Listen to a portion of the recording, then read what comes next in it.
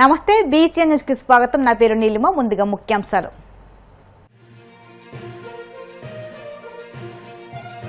తిరుపతిలోని ఇందిరా ప్రియదర్శిని ఆడిటోరియంలో ఉత్సాహంగా షైనింగ్ స్టార్స్ కార్యక్రమం. ప్రతిభావంతులైన విద్యార్థులకు అవార్డులు ప్రదానం చేసిన మంత్రి అనగాని.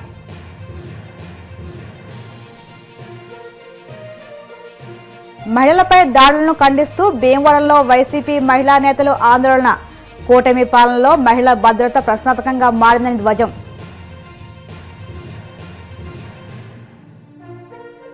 గూడూరు డిఆర్డబ్ల్యూ మహిళా కళాశాలలో మెగా జాబ్ మేళా. ఉద్యోగాలకు ఎంపికైన వారికి అపాయింట్మెంట్ లెటర్లను అందజేసిన ఎమ్మెల్యే పాసం సునీల్ కుమార్.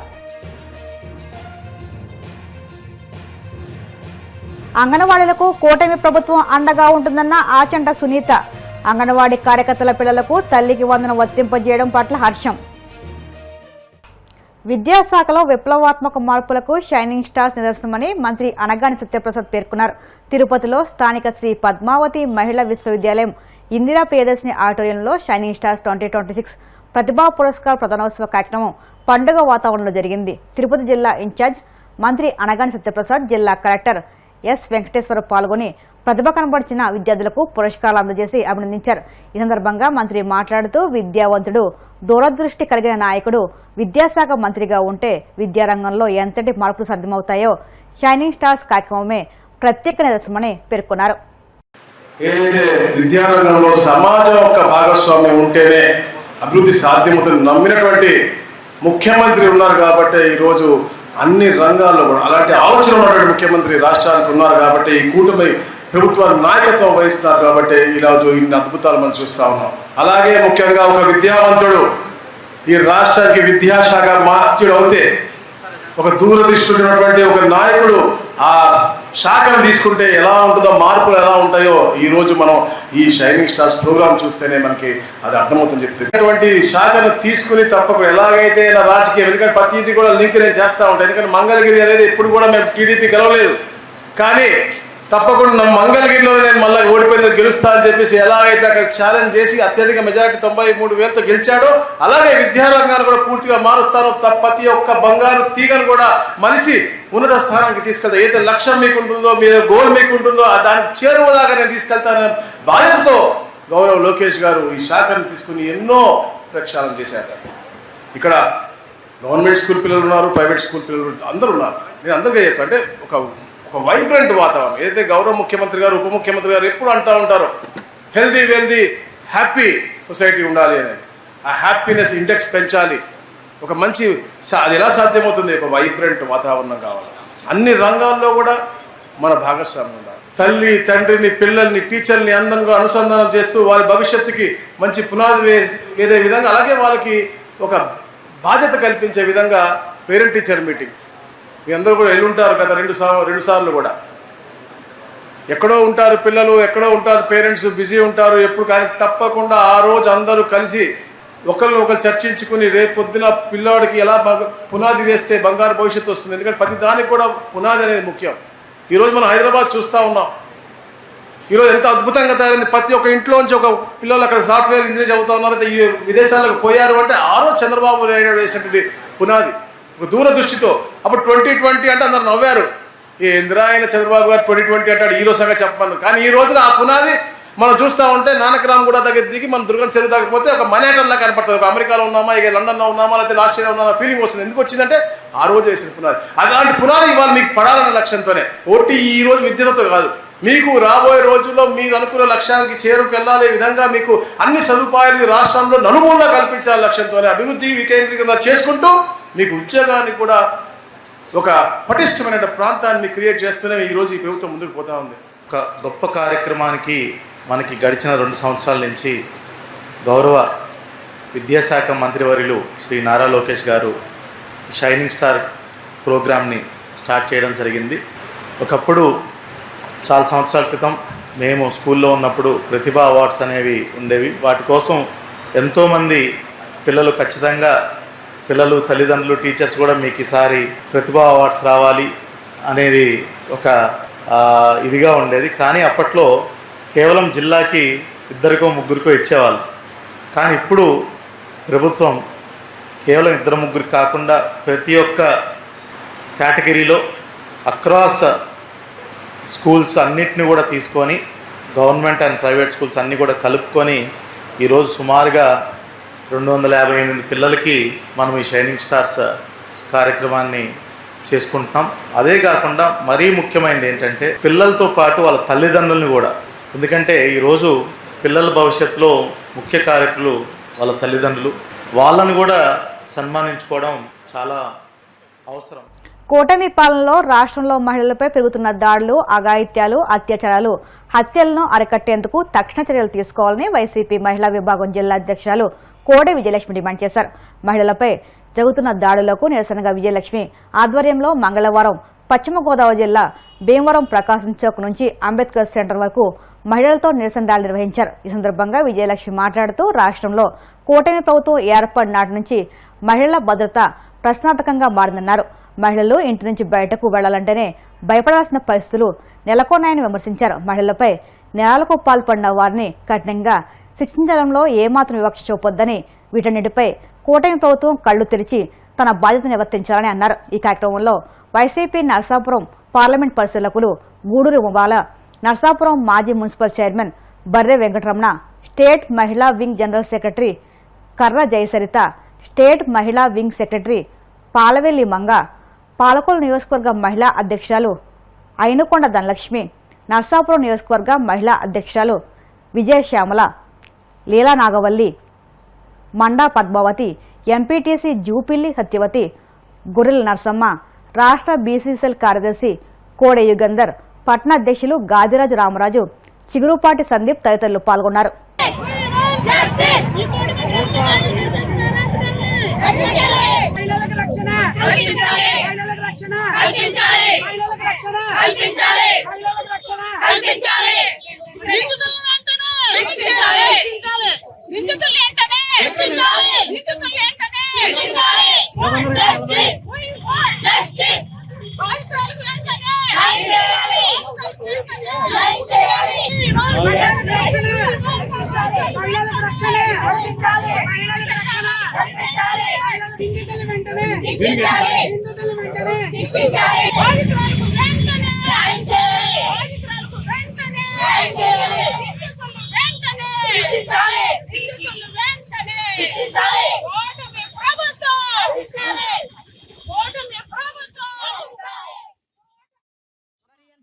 భారీ ఎత్తున మహిళలకి ధర్నా చేయడానికి వచ్చిందంటే గుంటూరులో జరిగిన కృష్ణబాబు కాలనీలో ఓ మహిళలకి ఎంత దారుణమైన సంఘటన జరిగిందంటే చాలా దారుణమైనది. అన్ని చోట్ల ఎన్నో రకాలుగా దారుణాలు జరుగుతున్నాయి. ఒక బోరింగ్ తగ్గుతున్నప్పుడు ఒక లంచం, కూటమి ప్రభుత్వానికి లంచం ఇవ్వలేదని చెప్పి మహిళల్ని ఎంత దారుణంగా విమర్శించారంటే నిజంగా మరి కూటమి ప్రభుత్వం ఏం చేస్తుంది అన్నది మాకు అర్థం కావట్లా. ఆ మహిళలకి ఆడవాళ్ళు అడ్డు వెళ్తే వాళ్ళు కూడా బట్టలు చింపి ఆవిడ మహిళ టాయిలెట్ వేసిన టైంలో కూడా ఆవిడ్ని బలవంతంగా లాగి చించి ఎంతో దారుణంగా శిక్షించడం జరిగింది. ఆవిడ కంప్లైంట్ ఇస్తా పోలీస్ స్టేషన్ కి వెళ్తే పోలీస్ స్టేషన్ లో అమ్మా నువ్వు డాక్టర్ దగ్గరికి వెళ్ళి లెటర్ తీసుకుని రమ్మా అంటే లెటర్ తీసుకుని వెళ్ళిన తర్వాత కూడా ఏమి చేయకోకుండా ఆ మహిళల్ని అలా వదిలేశారు. ఆ ఊరి ఎమ్మెల్యే గారి దగ్గరికి వెళ్తే కూడా ఆ ఎమ్మెల్యే గారు కూడా ఏమి ఒక లేడీ అయి ఉండి కూడా ఆ లేడీకి సపోర్ట్ చేయకోకుండా మా లేడీని 3 రోజుల నుంచి 4 రోజుల నుంచి ఆవిడ ఇబ్బంది పెట్టడం రకరకాలుగా జరుగుతుంది. సెల్లోని గట్ట చూసి యూట్యూబ్ లో గట్ట చూసి వైఎస్ఆర్ ప్రభుత్వం జగన్మోహన్ రెడ్డి చెప్పడంలో మేమందరం మహిళలు వరుడి కళ్యాణి గారు గాని అనురాధ మేడం గారు గాని వారి ఇంటికి వెళ్లి వాళ్ళ సలహాలు సూచనలు వాళ్ళ ఏం జరిగింది, ఏం అన్యాయం జరిగిందని వాళ్ళని అడిగి తెలుసుకుని వాళ్ళకి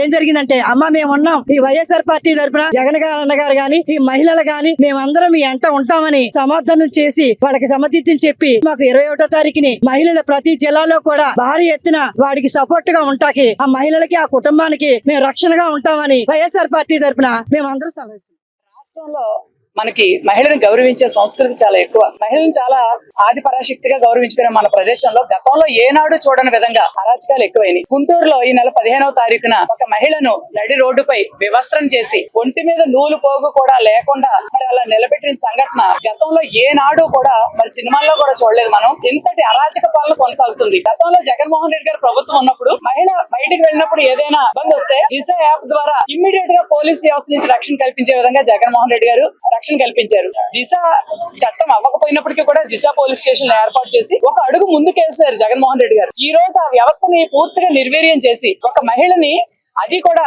ఏదో పెద్ద గొప్ప కారణాలు కూడా ఏమీ లేకుండా కూటమి ప్రభుత్వం వచ్చిన తర్వాత పూర్తిగా అవినీతిమయంలో కూరుకుపోయి ప్రజలకు చేయాల్సిన పనులు అభివృద్ధి చేయకపోగా చిన్న విషయంలో ఒక లంచం ఇవ్వడానికి నిరాకరించినందుకు గాను గుంటూరు పట్టణ నడిబడిలో ఒక మహిళను వివస్త్రం చేసి ఒంటి మీద నూలు పోగు లేకుండా చేయడం అంటే దీన్ని కూడా కప్పిపుచ్చడానికి అందులో ముఖ్య నిందితుడు కూటమిలోని తెలుగుదేశం పార్టీ నాయకుడు. కూటమి నాయకులు ఎన్నో అన్యాయాలు చేస్తున్నారు. గతంలోనే చూసాం. ఈ రోజు గుంటూరు నడిబొడ్డులో ఈ అన్యాయం జరిగిన చోట రాష్ట్ర హోంమంత్రి మహిళ అయి ఉన్నారు. ఆ ప్రాంతంలోని ఎమ్మెల్యే కూడా మహిళ అయి ఉన్నారు. మహిళలు రాజకీయాల్లో ముందడుగు వేస్తే కాస్త మహిళల పట్ల ఇంకొన్ని మంచి చర్యలు వస్తాయి, మహిళలకు రక్షణ భద్రత వస్తుందని ఆలోచిస్తున్న పరిస్థితుల్లో ఇలాంటి అరాచకాలు చూసి రాష్ట్రం ఏ వైపుకి వెళ్తుంది, ఏం జరగబోతుంది రాబోయే రోజుల్లో, మహిళ రక్షణ కరువైంది, భద్రత కరువైంది. ఇదంతా కూడా చూస్తుంటే పోలీస్ వ్యవస్థ మీద, రక్షణ వ్యవస్థ మీద మహిళలకు నమ్మకం కోల్పోతున్నాం. పోలీసులు రెడ్ బుక్ రాజ్యాంగం వైఎస్ఆర్ కాంగ్రెస్ పార్టీలో ఒక సోషల్ మీడియాలో పోస్ట్ పెట్టిన వ్యక్తుల్ని అరెస్ట్ చేయడంలో ఉన్నంత చురుకుదనం ఇంత అరాచకాలు అన్యాయాలు చేస్తున్న వ్యక్తుల్ని ఎందుకు పార్టీలకి అడ్డు పెట్టుకుని కొమ్ము కాస్తున్నారు? మీరు రక్షణ వ్యవస్థ కల్పించవలసిన పోలీస్ వ్యవస్థ ఈ రెడ్ బుక్ రాజ్యాంగాన్ని ఇలాంటి ఇట్లో చిక్కుకుపోయి ఇలాంటి అమానవీయ సిగ్గుపడాల్సిన సంఘటనలు జరుగుతున్నప్పుడు కూడా చర్యలు తీసుకోకపోవడం మేము తీవ్రంగా ఖండిస్తున్నాం. వైఎస్ఆర్ కాంగ్రెస్ పార్టీ తరఫున పవన్ కళ్యాణ్ గారు మహిళలు తరలించబడుతున్నారు అని ఎన్నో మాటలు ఆయన అధికారంలోకి రాకముందు చెప్పారు. ఈ రోజు మహిళలపై జరుగుతున్న అన్యాయాలకి పవన్ కళ్యాణ్ గారిని కూడా స్పందించాల్సిందిగా కోరుతున్నాం. చంద్రబాబు నాయుడు గారు మాట్లాడితే ఏం చెప్పారంటే సిఐ వెంటనే స్పందించలేదు, కేసు కట్టలేదు, అందుకని మేము ఆయన ట్రాన్స్ఫర్ చేస్తాం. ట్రాన్స్ఫర్ చేస్తే ఏం చేస్తారు? మళ్ళీ అదే వేరే ప్రాంతాల్లో కూడా మరి ఇదే రకంగా చేస్తారు తప్పించి మనుషుల్ని ఇంకొకసారి ఇలాంటి తప్పు చేయాలంటే భయపడే విధంగా తక్షణం చర్యలు తీసుకోవాలని కూటమి ప్రభుత్వాన్ని మేము హెచ్చరిస్తూ మహిళా రక్షణ పైన మీరు పూర్తిగా సమగ్ర దృష్టిని పెట్టి మహిళా రక్షణ కల్పించాలని, మహిళలకు భద్రత కల్పించి గౌరవంగా మహిళలు తిరిగే విధంగా తక్షణం చర్యలు తీసుకోవాలని చెప్పి వైఎస్ఆర్ కాంగ్రెస్ పార్టీ మహిళా విభాగం తరపున మేమంతా కూడా డిమాండ్ చేస్తాం. ప్రభుత్వం వచ్చిన తర్వాత మహిళల మీద దాడులు, అత్యాచారాలు, అనేక ఇబ్బందులు, అంటే మహిళల్ని ఇబ్బంది పెట్టడమే ఈ కూటమి ప్రభుత్వం తీసుకున్నట్టుంది. నిజంగా ఈ కూటమి ప్రభుత్వం అధికారంలో వచ్చిన తర్వాత కూటమి నాయకులు కూడా మహిళల్ని రోడ్డు మీద నడవాలంటే భయభ్రాంతులతో, చిన్నపిల్లకాడ నుంచి పెద్దవాళ్ళు వయసు వరకు కూడా చాలా భయభ్రాంతులతో భయపడుతున్నారు. మహిళా హోమ్ మినిస్టర్ గా ఉన్న అనిత గారు ఏం చేస్తున్నారని మీడియా ద్వారా ప్రశ్నిస్తున్నారు. బయట ఉంటే ఏమన్నా చేస్తారేమని భయంతో ఆయన కస్టడీలో తీసుకున్నారు. ఇప్పటికైనా మీరు బుద్ధి తెచ్చుకుని మహిళల పక్షాన్ని నిలబడాలని మనస్ఫూర్తిగా కోరుకున్నాం. మీకు మహిళ అంటే శక్తి ఏంటో నిరూపిస్తాం. త్వరలోనే స్థానిక ఎన్నికలు ఉన్నాయి. అందులోనే మహిళా శక్తి అంటే దించాలన్నా మహిళదే, ఎదురుకి తీసుకెళ్లాలన్నా మహిళదే. కాబట్టి మహిళ అందరూ కూడా వినూతిగా వైఎస్ఆర్ పార్టీకి కష్టపడి స్థానిక ఎన్నికల్లో కైవసం మొత్తం ఎంపీటీసీలు గానీ, జెడ్పీటీసీలు గానీ, మున్సిపాలిటీ అన్ని కూడా కైవసం చేసుకునే విధంగా మహిళలందరూ కూడా వైఎస్ఆర్ పార్టీని తరపున నిలబడతామని నిరూపిస్తున్నాం. 14వ తారీఖు నుండి వారాహి నవరాత్రులు ప్రారంభమయ్యాయి. పవన్ కళ్యాణ్ గారు వారాహి అని ఒక రథం తీసుకొని ఎలక్షన్ లో ఆయన శుభ్రంగా క్యాన్వాసింగ్ చేసుకున్నాడు. వారాహి అంటే ఒక అమ్మవారుని నిలబెట్టిన రోజే ఒక మహిళను విమర్శనం చేసి ఆ తల్లినే అవమానించారు. కాబట్టి ఈ కూటమి ప్రభుత్వానికి పాలించే అర్హత లేదని అందరి సమక్షంలో నేను విన్నవించుకుంటున్నాను. రెడ్డి గారు మహిళలపై ఇటువంటి అరాచకాలు జరగకూడదని ఒక దిశా చట్టాన్ని తీసుకొచ్చి ఎటువంటి మహిళలపై ఎటువంటి అరాచకాలు కూడా జరగకూడదు, ఎటువంటి పాల్పడకూడదని ఆయన ఏకంగా ఒక చట్టాన్ని తీసుకొచ్చిన ఘనత జగన్మోహన్ రెడ్డి గారికి. కానీ ఈ కూటమి ప్రభుత్వంలో ఈ రోజు చూసుకున్నట్లయితే నిజంగా మనస్ఫూర్తిగా ఎవరు కూడా సుఖ సంతోషాలతో ఉన్నట్టు దాఖలాలు లేవు. ఈ కూటమి ప్రభుత్వం ఏర్పడిన కానించి అన్ని రకాలుగా విద్యార్థులు అవనివ్వండి, రైతులు అవనివ్వండి, మహిళలు అవనివ్వండి, వృద్ధులు అవనివ్వండి, ఎవరైనా సరే చాలా ఇబ్బందులకు గురవుతున్నారు. ఈ మహిళలకి జరుగుతున్న అన్యాయాలు ఈ కూటమి ప్రభుత్వం వచ్చిన తర్వాత చాలా దారుణమైన పరిస్థితి మహిళలపై జరుగుతున్నాయి. కాబట్టి మేము ఒకటే కోరుకుంటాం ఈ ప్రభుత్వాన్ని, మహిళలకి రక్షణ కల్పించండి. హోంమంత్రి గారు మరి ఆవిడ చాలా కౌరులు చెప్తుంది, ప్రెస్ మీట్లు పెట్టి జగన్ గారి గురించి విమర్శించమంటే ఆవిడ ఎవరు కూడా ఉండరు. హోమ్ మినిస్టర్ గారికి డేర్ గా ఒకటే సూట్ గా ప్రశ్నిస్తున్నాం. అసలు నువ్వు నిజంగా ఒక ఆడదాని అయి ఉంటే మహిళలపై ఇటువంటి అరాచకాలు జరుగుతుంటే నువ్వేమైపోయావు? నువ్వెందుకు ప్రశ్నించట్లేదు? నిర్దోషులను ఎందుకు కఠినంగా శిక్షించలేకపోతున్నావు? ఏం జరుగుతుంది అంటే రెండు జరుగుతున్నాయి. ఒకటి రెడ్ బుక్ రాజ్యాంగం, రెండు మహిళల మీద అఘాయిత్యాలు, అరాచకాలు, దోపిడీలు, దౌర్జన్యాలు, వేధింపులు, అవమానాలు ఇవి ఎప్పుడు మనకు కనిపిస్తూనే ఉన్నాయి, వినిపిస్తూనే ఉంటున్నాయి. మహిళలకు ఎక్కడ కూడా రక్షణ లేని పరిస్థితి ఏర్పడుతూ ఉంది ఈ కూటమి ప్రభుత్వంలోనూ. మనకు రెడ్ బుక్ రాజ్యాంగాన్ని అమలు చేస్తా ఉన్నారు, అంబేద్కర్ రాజ్యాంగాన్ని కూలీ చేస్తున్నారు అని చెప్పి ఆయన వినతి పత్రం ఇచ్చి తగిన చర్యలు వీళ్ళ మీద తీసుకోవాలి కూటమి ప్రభుత్వం హెచ్చరిస్తా ఉన్నాం. మహిళలకు ఏదైనా అన్యాయం జరిగితే అది ఆఖరి రోజు అవుతుంది, వాళ్ళకి ఎవరైతే అన్యాయం చేశారో అని చెప్పిన ముఖ్యమంత్రి చంద్రబాబు నాయుడు గారు ఎక్కడున్నారని ప్రశ్నిస్తా ఉన్నాను. మహిళలంటే ఎన్నులో కొడుకు పుట్టాలని చెప్పి డిప్యూటీ సీఎం పవన్ కళ్యాణ్ గారు ఏం చేస్తున్నారని ప్రశ్నిస్తా ఉన్నాను. మహిళలకు ఎక్కడైనా అన్యాయం జరిగితే ఎంతటి వాళ్ళనైనా ఉపేక్షించు అని చెప్పిన హోమ్ మినిస్టర్ అనిత గారు ఎక్కడున్నారని ప్రశ్నిస్తా ఉన్నాను. మహిళలంటే వీళ్ళకి ఒక లోకుగా మాట్లాడటం, అవమానించడం ఎక్కువైపోయింది. మహిళలంటే కుటుంబ వ్రతలో భద్రత లేదు, రక్షణ ఇచ్చే పరిస్థితి లేదు, గౌరవం లేదు. మహిళకి ఈ విధంగా జరగడం చాలా సిగ్గుచేటుగా భావిస్తున్నాము. ఏది స్వరాజ్యం వచ్చింది, స్వాతంత్రం వచ్చింది, అర్ధరాత్రి మహిళ ధైర్యంగా తిరిగినప్పుడే స్వతంత్రం అనేవారు. ఇప్పుడు అర్ధరాత్రి కాదు కదా, పగలు కూడా తిరగలేని పరిస్థితి ఏర్పడింది. ఇలాంటి పరిస్థితుల్లో ఒక ఆడవాళ్ళు ఉంటాం. ఈ విధంగా జరగడం నిజంగా కూటమి ప్రభుత్వం ఏం చేస్తుందని మేము ఈ రోజు ఖండిస్తున్నాము.